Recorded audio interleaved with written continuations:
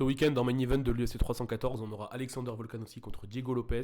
Et je vois beaucoup de gens penser que le fan de Tokyo Hotel va éteindre Volk. Mais vous êtes fous, quoi. Cause tonight will be the night that I will fall for you. Parce que rendez-vous compte, on parle d'un des mecs au Fight IQ les plus élevés de l'histoire de ce sport. L'homme qui a failli éteindre la Haïm Makhachev, qui a battu 3 fois Holloway. Et les gens pensent qu'il va perdre contre un Brésilien qui parle espagnol. Parce que oui, Diego Lopez est brésilien. Mais il parle espagnol. C'est-à-dire tout le monde parle portugais au Brésil depuis des centaines d'années. Et le gars, non. Il a pas compris. Et il a mulet en plus. Vous me direz sûrement que ça a aucun rapport, et vous aurez raison. Mais les gars, on parle quand même de Stéphane Ruffier, là. Meilleur gardien de but de la Ligue 1 en 2012, 2013 et 2014. 327 interpellations de gilets jaunes à son actif, en tant que CRS. Bon, assez dit de conneries, on va passer à l'analyse technique. Parce qu'on n'est pas là pour blaguer, les gars. Parce que pour moi, et je dis bien pour moi, personne. Bah, Diego Lopez, il est un peu surcoté en vrai. Hein. Quand on regarde ses combats avec un peu de distance, surtout les derniers, c'est pas si ouf, hein, une fois passé le premier round. En fait, j'arrive juste pas à voir un mec qui a perdu un 3ème round contre Dan Ige battre Volk. Voilà, c'est tout les gars, voilà, je suis désolé. Parce que c'est ça le problème avec Diego Lopez. Il est archi dangereux dans les 2 premiers rounds, en particulier le premier, en particulier les 2 premières minutes. Mais si jamais ces trucs là du percut et de crochet large marchent pas, ça devient beaucoup plus compliqué pour lui. Et je vous invite même à aller voir le 3ème round contre Brian Ortega, son dernier combat en date. Même s'il le fouettait assez violemment, dans le 3ème round, Ortega, il commençait à voir un peu les trucs venir, il commençait à le toucher, il prenait ses marques. Et je vous l'ai dit, dans le 3ème round face à Dan Ige, le gars il se faisait malaxer. Il reculait, il prenait des coups. Et si jamais Ige il avait eu un QI positif, il serait pas resté dans sa garde pendant 2 minutes à rien faire, il serait relevé, et peut-être qu'il l'aurait terminé. Alors oui, ce combat il l'avait pris en short notice, et c'était même la plus short notice de l'histoire de l'UFC, il l'avait pris à quelques heures de l'événement. Mais bon, le roi des short notice, c'est Volk.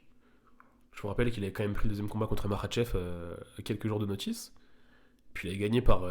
il s'était passé quoi ? Il a gagné par Buggy Choke, je crois, ou Gogo Plata. Mais alors, pour une raison chelou, sur Tapology, il y a marqué qu'il a perdu par head kick, KO, premier round. Et pour rentrer un peu dans le dur de l'analyse, Volkanovski, c'est un mec qui est monstrueux pour te faire déclencher avant lui, mais toucher avant toi. C'est exactement la technique qu'il avait mis en place dans le 3ème combat face à Holloway. Et je suis le plus grand fan d'Holloway de l'histoire. C'est-à-dire que je vendrais père, mère, enfant pour juste un regard de Max Holloway. Mais il lui avait roulé dessus. Et je pense que c'est un truc qui peut carrément appliquer face à Lopez. Parce que Lopez, ses coups, ils sont certes extrêmement dangereux, mais on les voit venir.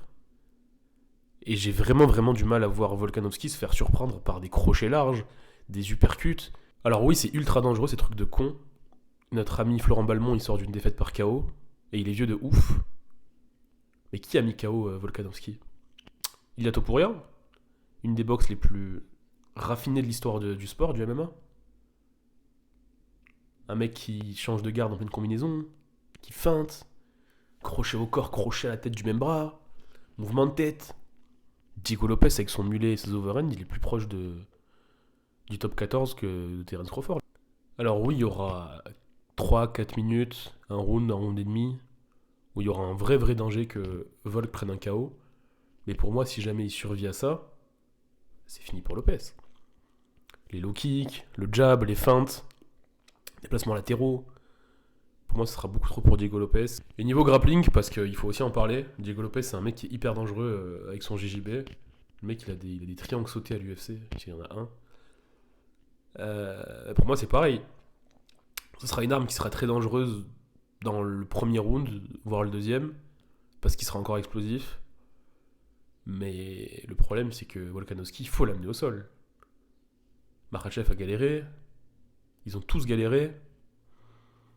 Et puis même si jamais tu chopes un takedown, il faut le soumettre. Et pour soumettre Volkanovski, il faut se lever hyper tôt. Je vous rappelle qu'il était dans des positions vraiment dégueulasses contre Ortega, contre Makhachev. Le mec a jamais tapé. Et j'ai vraiment du mal à voir Lopez soumettre Volkanovski. Pour moi, si Lopez gagne, il y a beaucoup plus de chances que ce soit par KO debout, avec le menton fragile de Volkanovski, qu'au sol, où Volkanovski est un Terminator, il est préparé. Et même si, intrinsèquement, grappling pur, Si les deux sont frais, je pense que Diego Lopez est plus dangereux avec ses soumissions. De manière globale, si on ajoute la lutte, le cardio, tout ça, je pense que Volk a un meilleur grappling. Donc voilà, je vois un premier... Wesh. Je vois un premier round hyper tendu, hyper risqué pour Volkanovski, où Diego Lopez lui court un peu après. Et Volkanovski ose pas trop contrer parce que c'est risqué face à un Lopez qui est encore frais. Et au fur et à mesure que le combat va passer, je vois vraiment Volkanovski s'installer debout avec son jeu de feinte, son jeu de low kick, ses déplacements. Je le vois bien être de plus en plus loin des coups de Lopez quand il va déclencher. Et puis, j'arrive aussi à voir Volkanovski. Le mec, il est voyant, j'arrive à voir. Non, j'imagine bien Volkanovski utiliser son grappling à partir des rounds, de la fin du round 2, 3, 4, 5. Je pense qu'il peut vraiment, vraiment lui faire mal au sol une fois que Lopez sera vraiment crevé et plus hyper dangereux sur son dos. Et je prédis, my official prediction, c'est TKO au round 4, Volkanovski. Christophe Jallet qui reprend sa ceinture, les choses qui reviennent à la normale, Lopez qui repart écouter du Tokyo Hotel gratuitement dans les rayons de la Fnac de Guadalajara. Et puis, voilà. En fait, j'aime bien. Et sinon, comme main event, on a Paddy Pimblett contre Michael Chandler.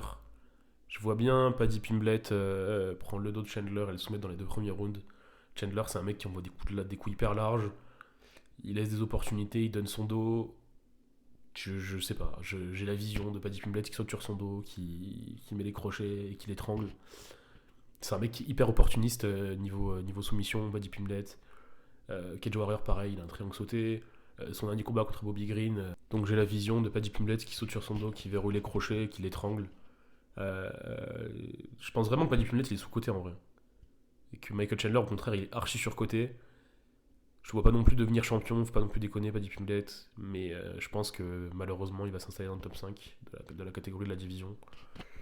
Sûrement se faire souiller par les Oliveira. Poirier le combattra pas parce qu'il lui reste qu'un combat, mais je sais pas. Je pense que Pimblett il est beaucoup beaucoup moins nul que ce qu'on pense. Ensuite sur la carte on a Bryce El Mongolito Mitchell contre Gene Silva. Et c'est un peu pareil que le main event, je pense que tout le monde voit Gene Silva lui rouler dessus assez facilement. Mais les gars, vous voyez ça comme un combat, Bryce Mitchell il voit ça comme une croisade. Et Gene Silva c'est un mec qui se faisait amener au sol par le frérot canadien Charles Jourdain dans leur combat. Et Jourdain ça a jamais été un grappleur. Et d'ailleurs le combat d'après il est descendu de catégorie parce qu'il se trouvait trop petit pour être un featherweight. Donc je sais pas, je pense que c'est beaucoup moins évident que ce qu'on pense et il y a moyen qu'il nous fasse une petite surprise Mitchell.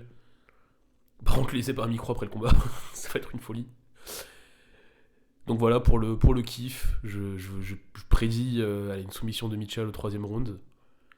Et puis sur la main card, il y a aussi Pitbull contre Yair Rodriguez. J'allais dire, je suis content que Pitbull fasse ses débuts à l'UFC, mais non, en fait, il a 1000 ans, c'est fini, il est plus dans son prime. Donc voilà, bravo à l'UFC d'avoir attendu trop longtemps avant de lui proposer un contrat plus alléchant que 12 000 plus 12 000. Parce que franchement, je pense que Pitbull à son prime, à l'UFC, ça aurait été intéressant contre le reste de la division. Je pense pas qu'il aurait été champion, mais je pense que ça aurait pu être un peu un agitateur à la Chandler, en lightweight. Mais donc voilà. Je vois malheureusement une soirée un peu triste pour les Brésiliens.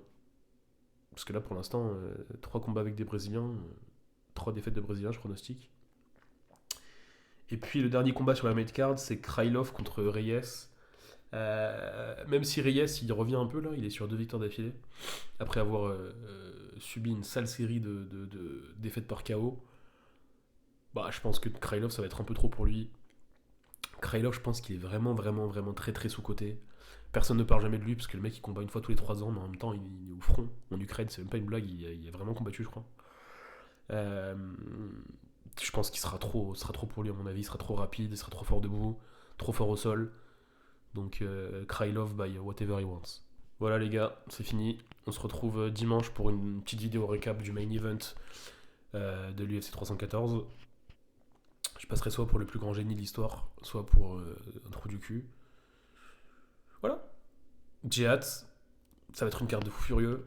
On sort quand même de l'obscurité là. On s'est mangé le très triste UFC Apex la semaine dernière. Le déprimant UFC Mexico il y a 2 semaines. Et l'horrible UFC Apex, je crois que c'était Vettori contre Dolidze il y a 3 semaines là. Donc on va bien manger ce week-end. Même les prélims sont assez sympathiques. Donc voilà les gars, likez, partagez, abonnez-vous, commentez, insultez-moi même si vous voulez pour l'algorithme. Euh, Ça va être sympa, on va s'amuser. J'ai vraiment hâte de la carte de samedi. Et puis enjoy. À plus. Comment je vais finir cette vidéo, putain.